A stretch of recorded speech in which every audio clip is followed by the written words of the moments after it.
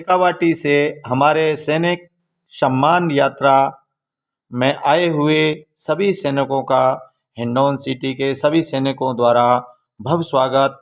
यह यात्रा बीकानेर, झुंझुनू, सीकर, टोंक, जयपुर, दौसा होते हुए हमारे हिंडौन सिटी में पहुंची। यहां पर सभी सैनिकों ने बहुत अच्छा धमाकेदार स्वागत किया।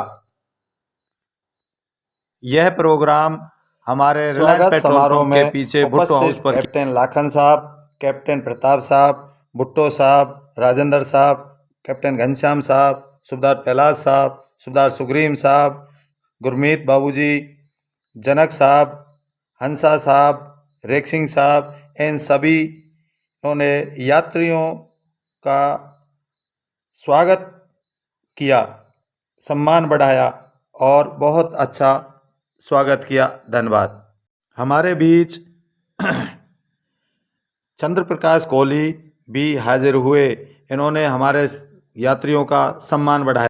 आए थे तो हमारी ये जो मानसिकता जो बदली सरकार की, हम लोगों को आपस में जातियों में बांट के हमारे बीच में जातिवाद का जहर बोलने की, ये हरीश चौधरी है बाड़मेर से विधायक बाईपुर से, उन्होंने आग लगाई कि इन सैनिकों का कोई माई बाप नहीं है।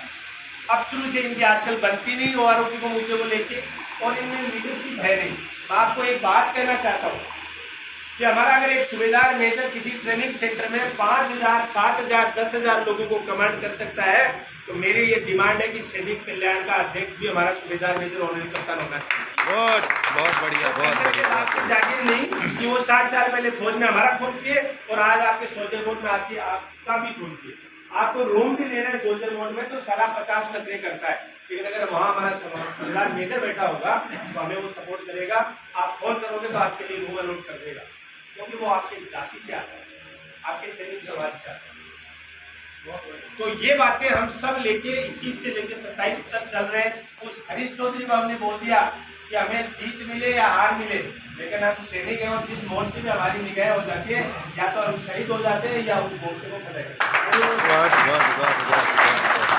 लेकिन एक दुख भी है, दुख ये है कि ये जो बच्चे हैं जिनको ज्ञान नहीं है, आप लोग को ये जितना, क्योंकि आपने 30 साल, 35 साल, 40 साल नौकरी की, मांझू जी ने 15 साल नौकरी की, 30 साल वाले जितना ज्ञान कैसे होगा सर?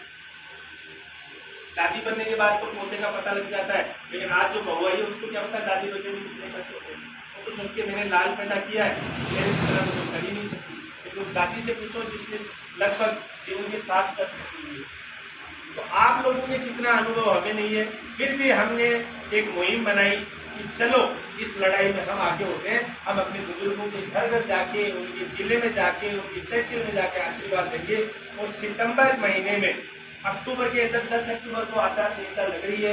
हमारे न तो राज्य सरकार पक्ष में न हमारी केंद्र सरकार पक्ष में, तो इस पीरियड में हमसे जो भी वोट बैंक मांगने आता है उसको बोलो कि सैनिकों के मुद्दे को हल करो, हम तुम्हारे को वोट देंगे। क्योंकि वोट तो हमने घर में तो रखने नहीं, लेकिन आपके अंदर कोई भी विचारधारा, चाहे पार्टी की हो, चाहे किसी समिति की हो, उसको एक बार बंद कर दो 40 दिन के लिए। और एक सैनिक विचारधारा जो माँ भारती में हमारे खून में भरी है, उसका विचार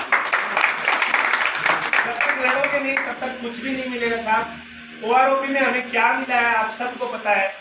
4.5 साल, मुझे 5 साल हो गए, 122 रुपये तनख्वाह बढ़ी है। तो मैं जहाँ तक समझता हूँ किसी की 200 बढ़ गई होगी, किसी की 250 बढ़ गई होगी। तो हम अपने अधिकारों के लिए नहीं जागेंगे तो जागेंगे कब? ये हो क्यों रहा? हम सेना में गए तो हमारे अधिकार और कर्तव्य एक साथ ही संविधान के पैरामीटर में चलते हैं कि एक व्यक्ति अगर अपने कर्तव्यों का पालन करता है तो उसको अधिकार मिलेंगे, ये एक दूसरे के पूरक है। लेकिन सेना में हमारे अधिकारों का अध्ययन हुआ और हमारे को कर्तव्य 500% करना पड़ा। हमारे किसी बच्चे की या किसी साथी की शादी भी हुई तो भी कर्नल साहब ने बोल दिया तुम नहीं जा सकता, तो उसकी शादी टाइम पे नहीं हुई, भले परिवार को 4 महीने वेट करना पड़ा।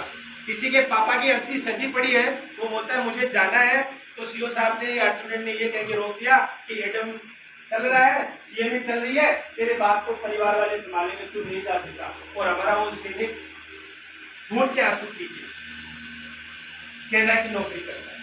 तो आपने अपने कर्तव्यों का 1000% निर्वाह किया, लेकिन आपके अधिकार छूट गए। मानते हो इस बात को? लेकिन जब पेंशन आते हैं तो हमारे अधिकार फिर भी हमसे दूर रहते हैं, क्योंकि हमें अनुभव नहीं होता, हमें आवाज उठाना नहीं आता। और बहुत बुराई करने के लिए आप लोगों को हमारे प्रति बहुत बहुत धन्यवाद।